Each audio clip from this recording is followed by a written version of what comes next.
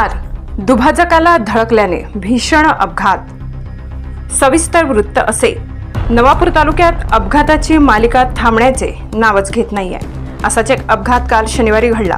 भरधाव वेगात येणारी कार दुभाजकावर धडकल्याने 2 जण जखमी झाल्याची घटना घडली आहे। काल दुपारी 3 ते 3:30 वाजेच्या दरम्यान ही घटना घडली असून कोपरगावहून नवापूरकडे जाणारी कार क्रमांक MH12 GV 6855 यावरील चालक भरधाव वेगात येत असताना धुळे सुरत महामार्गावर सोनखांब येथे शेरे पंजाब हॉटेल समोर दुभाजकाला धडकल्याने 3-4 वेळा पलटी मारून ST पिकअप शेडला धडक देऊन सरळ झाली।